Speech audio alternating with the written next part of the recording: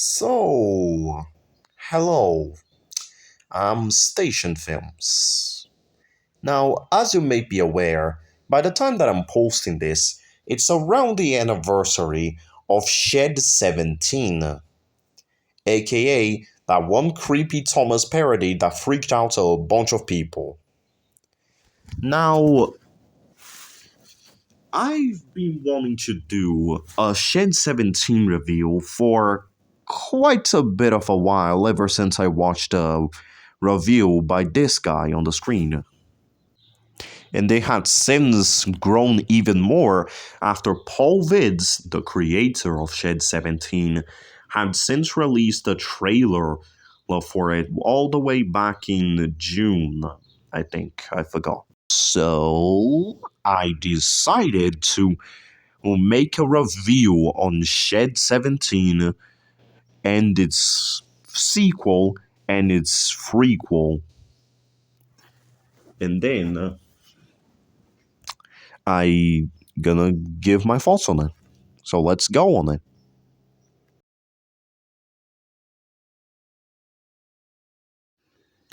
After a creepy intro version of Thomas the Tank Engine, with this EU American engine, it should be British because Thomas takes place in the UK. We get a boring history lesson on the island of Soldor. We also get introduced to characters like Keith Hartley, Wilhelm Goetze, and his son, Hans. Also, Wilhelm is apparently associated with the German guy. That's kind of weird. We also get introduced to Owen Roof, another scientist. We also get introduced to something called biofusion, the efforts of combining organic material with machinery. And basically, after the government said no to his plans, he moved to Soldor, established a business called Soldor Research, and then he fucked someone and had a child. Basically, Thomas is this little kid that likes trains. He also have a camera with him as well to spot all of those trains. Then we also get introduced to the Fat Controller, who instead of just being a kind man, like in the show, he's very evil, I guess.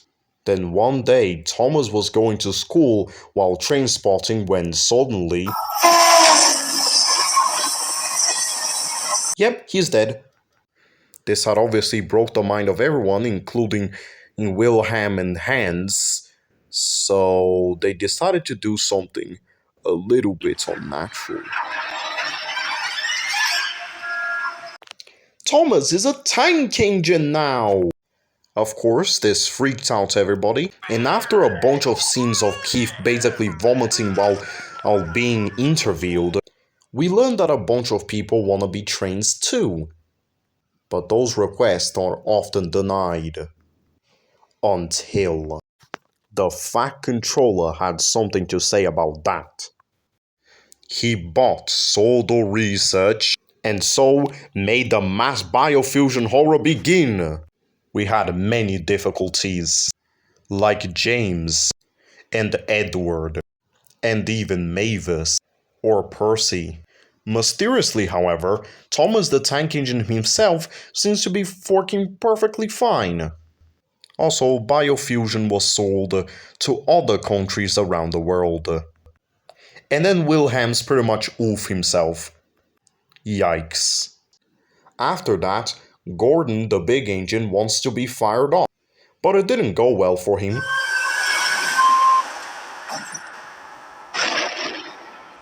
The Fat Controller blamed Gordon for this, but that didn't matter, as they needed to get the harmed people to the hospital.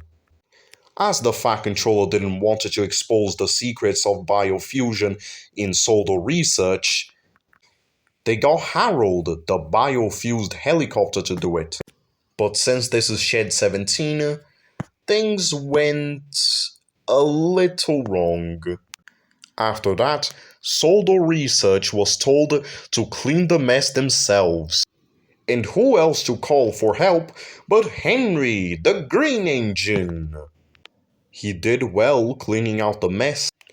until he was diverted to the wrong shed. The same shed that Thomas was created. He only peeked until he backed away. Henry protested, he argued with the Fat Controller, and by chance he was sent to the same shed as Thomas, telling him to stay away from Shed 17. Then the Fat Controller had a new job for him. He was basically pulling the Flying Kipper, a fish train from a since closed, then reopened goods line that was rather unredundant and dangerous, all in the hopes of killing Henry. That's because the Fat Controller never really liked Henry, always thought him to be a little bit gay, I guess. Then after a Flying Kipper crash, the Fat Controller sends Henry to Crew, a place where he could be scrapped.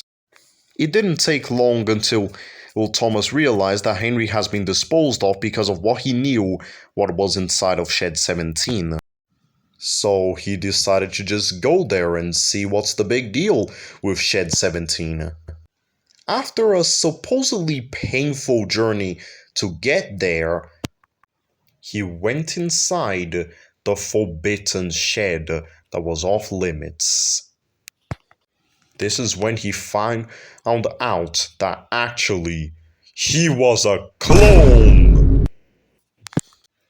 meaning that he wasn't the first operation, which is why he functions and survives really well. He pretty much was killed and then brought to life, then killed and brought to life over and over again until they could find out the perfect way to bring him back to life, which the other engines didn't have this dedication towards them. And with that, Thomas decided to expose all the secrets hidden in Shed 17 to the world to see. Yeah, that's what he did. Right?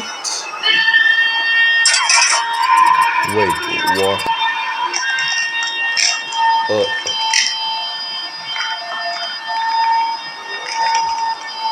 Oh, right, that's not what happened. What really happened is that Thomas came off his metal body, pretty much his skin, lifted his penis-looking ass body up, his face fell off, revealing a comically large-scaled skull, and then starts screaming on the top of his lungs. Like a woman! Then the movie ends after Keith has some pretty cool dialogue, and then we know a little bit more information about some other things. And then it ends for real. Also, biofusion is apparently used in China. We get some little stuff with some other children's shows from Britain, I guess. And we also got this little after credits scene with this bolt, which I bet you didn't even know that existed in the movie. Me neither. And with that, the movie summary is over. Now let's talk about the review part.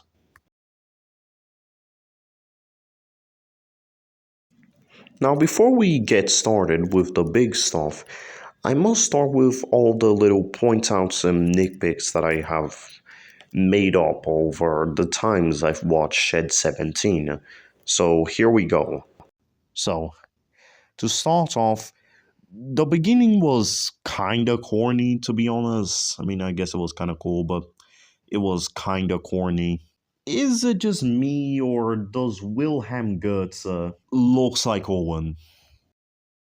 It's probably me.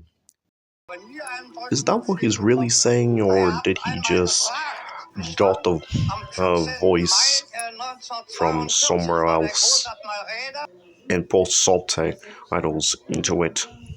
Why is there a birthday character here? Is it canon to the previous thing? I like this older bloke. Look, man, I don't think these railway lines are logical. Honestly, the Thomas death is really good. It was well animated. So was the reveal of Thomas. I really like it. Although the key vomiting scene honestly took way too long. What no one could be sure of was how much of the engine was mechanical and how much was organic material. Thomas had been able to move around without coaches, but to work on the railway, his engine would need to be fired up and operated by a driver and fireman. Since no one could be sure how much of the engine was Thomas, the pressure caused by the engine could rupture his organs from the inside, and the incredible heat could boil him alive. So basically, Thomas can't even work on the railway way to begin with. Honestly, James in this is so forgettable. Wrong theme. Though, honestly, the choice of music in this is actually kind of nice. I like it. Other than the wrong themes. A helicopter. The operation had gone well, but we had to ban him from being allowed to attempt flight. Poor Harold is useless. Also, his propellers are connected to his nerve system? Why? That's so dumb. Mavis is a Bachmann trainer. Oh, and also, in an unexpected U-turn, Sir Topham Hatt would ban fueled engines from being used on the island. why ban all diesel engines? Isn't this stupid? Why not just ban biofueled diesel engines? And I like the Mighty Macus. I think it's kind of creative. This sold biofusion to other countries thing never went anywhere. Ever. And what's up with all these biofueled engines being just useless? Harold can't fly. Thomas was originally thought that he couldn't work. Gordon couldn't work. Like them. Why would anyone want to be biofuels like this? And speaking of Gordon, that's not how a boiler explosion works. And why is the fire blue? Okay, I actually asked this question in a live stream in that Paul Vids was making, and apparently the reason of why is because of chemicals that they were using. And if this is the case, then why isn't Mavis or Harold the same situation? Like, don't they also need chemicals to keep their organs supporting all this heat and pressure that these steam and diesel engines need? Also, this apparently happened inside door. Ironic how Henry he works so well, yet in the show he started bad. Also, what shape is he? Is he old shape or new shape? And why is there tracks in his office? Was this built before or after the biofusion? Probably before. Pretty cool though. And genuinely, the flying Kipper crash was amazing. In my opinion, probably the best death in Shed 17.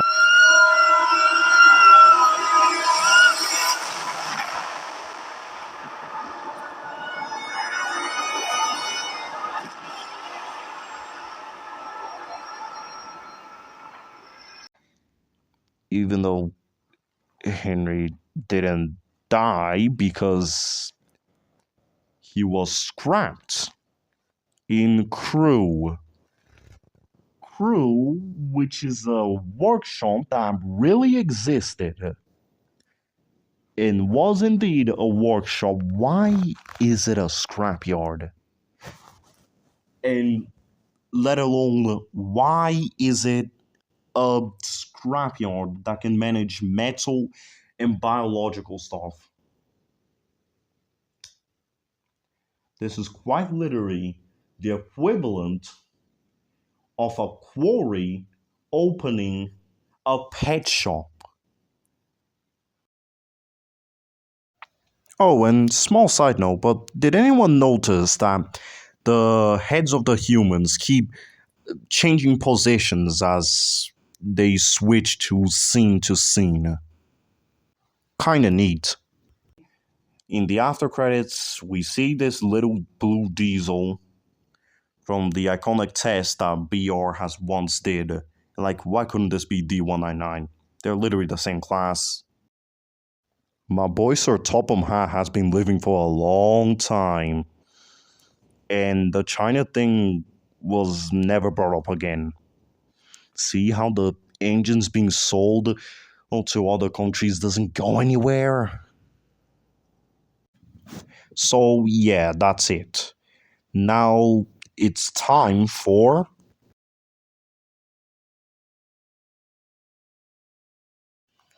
Okay, so time for the part of the review you clicked for. The review. Some more bigger stuff. So, yeah, let's go. It took way too long to start, but honestly, I kind of like the history beginning. I think it was really well thought out. Also, it was way too obvious that it was gonna be Thomas. It was way too obvious that this story was gonna be about Thomas being ran over by a train and then becoming a train. To be fair, I don't think Paul could have really hide this that much, but at least trace over the clay face, man. At least do something, like change his name or something. Animation looks good occasionally. Like, I really like the models that he uses. Sure, they're not the best, and they're not better than what we get nowadays, but I really like it. Examples, as I said, Thomas getting ran over and the flying keeper. So, speaking about Thomas getting ran over, let's address something that was honestly kind of dumb. Where is Thomas's reaction? You might be thinking, what? What do you mean, Thomas's reaction? Oh, I'll tell you what I mean by Thomas's reaction. So you basically tell me that one day you were just a happy little boy that was just going about your day trying to train spot and trying to just find a trainer. You got ran over by one, probably teleported to heaven, and then like a year later, you come back as an engine and like you didn't get a saying into this. Like, dude, dude, bro, you you fucking died pretty much. And like when you come back as a trainer, you be like, oh, hello guys, I'm back. No, you were brought back as the same thing that has killed you. Why are you not reacting?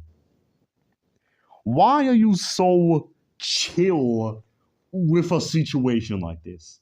Like, I get it. He likes trains. Me too.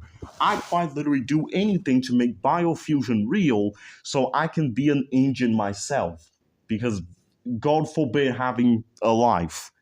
But, like, dude, you are turning to a train without your permission. Where is your reaction? Moving past from that, I really like the effort into this. Like, it ain't all random. Like, it has some half realism to it, which, that's how Thomas is. And honestly, I like the constant programs that keep appearing. Like, when Keith was being introduced, revealed on all those vomiting sections that took way too long, all of those news headlines were indeed real. I really like that the flying kipper crash is like a world in action thing. I really like that it tries to be realistic, as if this was something that has happened beforehand. Now, Here's another elephant in the room. Why would anyone want to be a trainer? And why did the characters that were biofused in this be, wanted to be biofused? Like, why would anyone want to be biofused, for example? At first, you couldn't even work on the railway. You would just be static display. And like, you know how boring this is? You lost the abilities to like, I don't know, be a productive people, to be a productive member of society. You lost the ability to cook, the ability to fix, the ability to drive, the ability to. And now you're just static display. But then it gets better. When the Fire Controller bought the Biofuse programs and then accepted your goofy proposals, now you're forced to work on the railway. Why do you want that? What is Biofuse giving you? And speaking of which, why is the characters that has been biofused already wanted to be biofused? That was never addressed. Why did Gordon become biofused? Why did Mavis become biofused? I'm pretty sure that the only character that we know the reason why they were biofused is Harold, and that was only because he's into aircraft stuff. That is barely anything. Also, why is Thomas the Tank Engine a live show now? We clearly know that Thomas is a model train show. Oh, this doesn't matter. Yes, it does, because it gets confusing. Like, think for a second. As you know, Gordon dies. He died in this. Also, so how did they film the 26 episodes using Gordon if Gordon's dead? How did they film using Henry if Henry's dead? Also, this is the Flying Kipper crash is like adapted into a story. What? That still doesn't make any sense. How did they adapt it into it? What? And okay, a really big one. I don't think that a documentary would remake a one-to-one end gaming scene. Like, dude, I don't think documentaries do that. I don't think documentaries would remake someone taking their lives. That is not something that documentaries do. And again, I don't really watch documentaries that much. And why would the Fat Controller send his people to clean up? Like, okay, fine. Wilhelm was the one that was pretty much the inventor of biofusion, but why? Why? Shouldn't it be professionals? And speaking about this, notice about the amount of sawdust that he shoot himself. This may not make sense, but they are wooden minifigurines, and if you were to shoot them, it would appear as a lot of sawdust. But first of all, it's pretty unrealistic. We're supposed to pretend that this is real life, and real life, humans are not made out of water. And also, it's pretty inconsistent as well, as if these wooden minifigurines are water, meaning they don't have any blood, then what about the other crashes? They clearly had blood in them. They clearly were just humans. So like, what happened here? Is there different kinds of humans in here? Like wood, flesh, what? Not gonna lie, Paul is pretty committed to this. And speaking about the deaths, I will admit, I really like the deaths. Kinda. I like how non-exaggerated they are.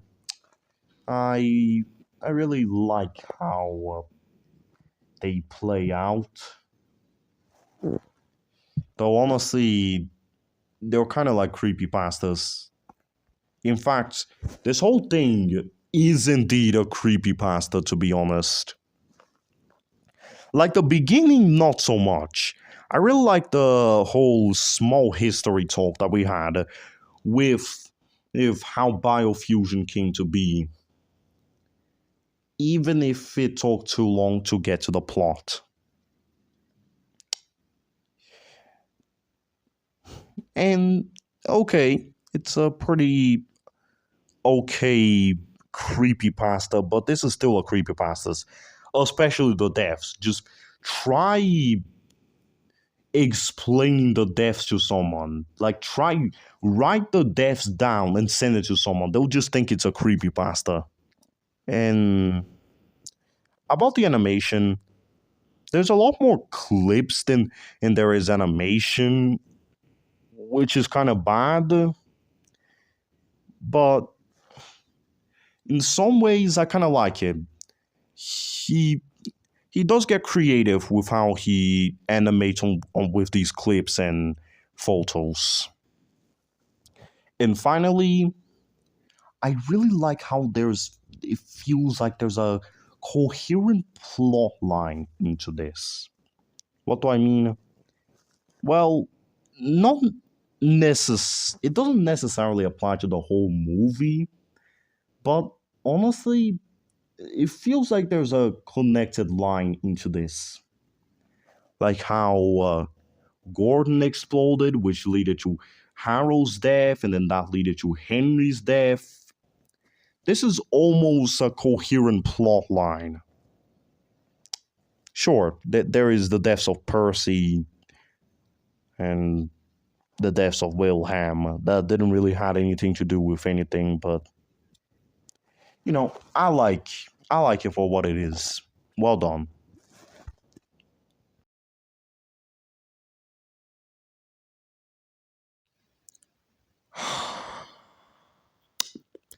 I'm not sure if you noticed this, but all of my criticisms, small or big, were all about the rest of the movie. What I didn't address is the end scene. More specifically, that one iconic scene that everyone remembers. Now you might be thinking, why am I making a whole section of this video just for the end scene? Well, I'll tell you why. I think that the end scene is utterly ridiculous, and I'll tell you why. Okay, so what is behind the other 23 sheds that isn't sold or research?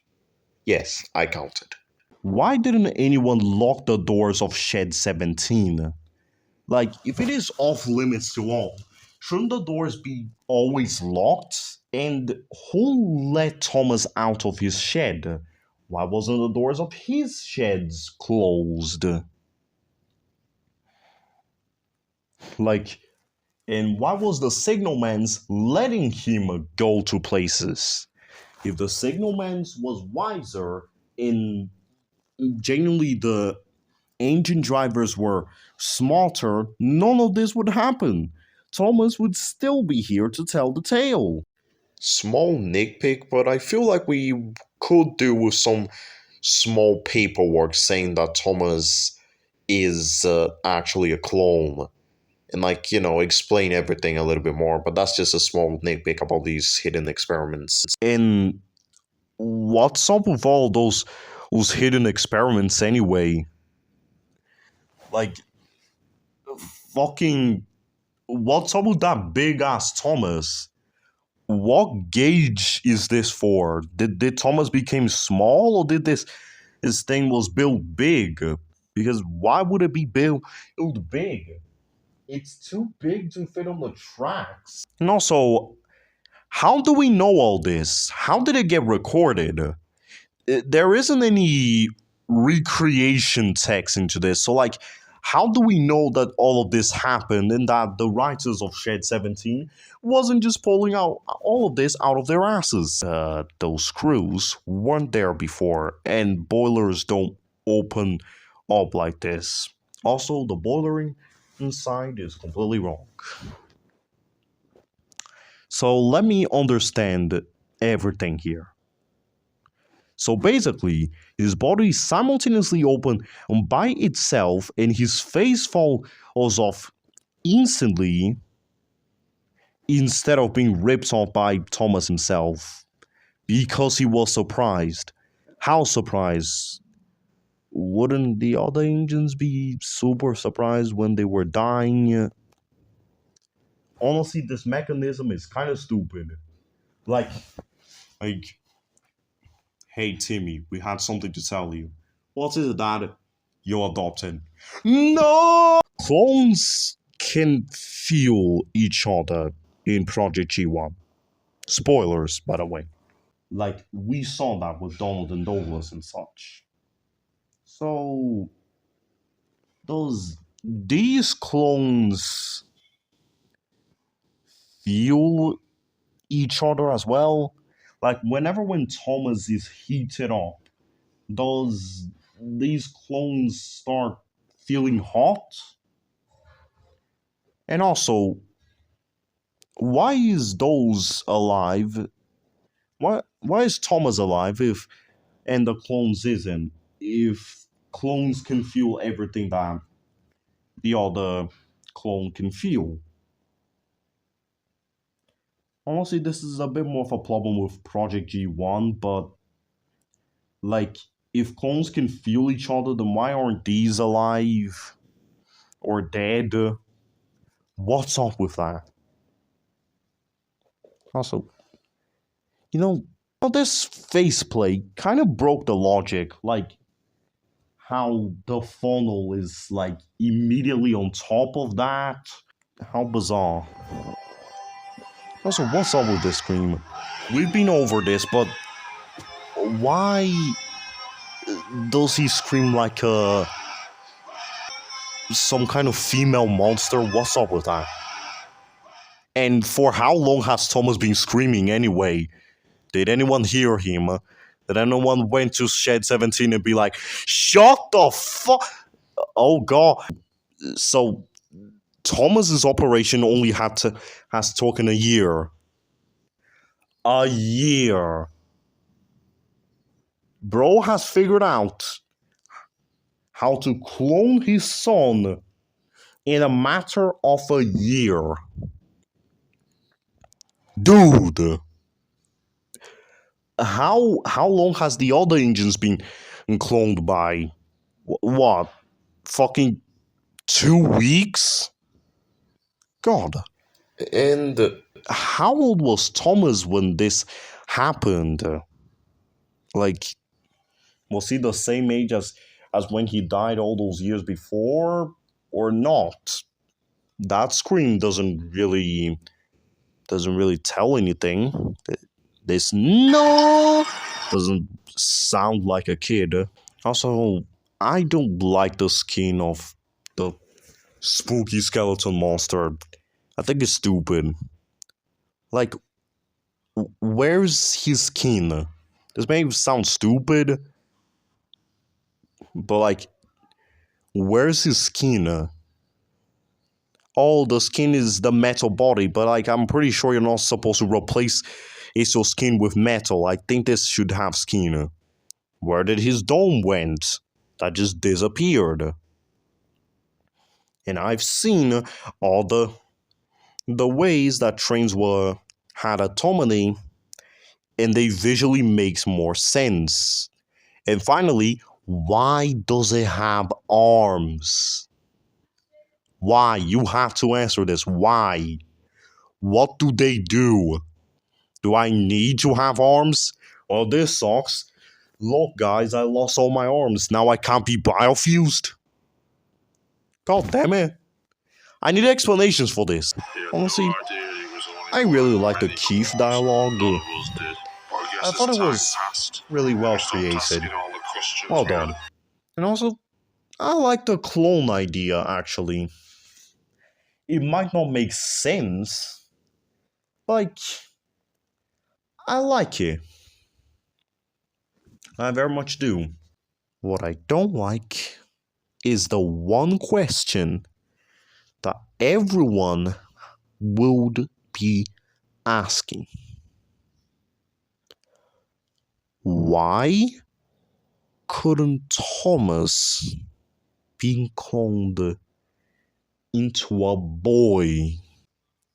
Wilhelm and Hans practically created cloning, something that could have been used for, like, I don't know, infinite life. And yet, this is what they use for. Why? Why couldn't he be cloned into a little boy again? Why not? This was never explained. Why couldn't he just be cloned into a little boy? Whoa. That is kinda stupid of Will and Hans.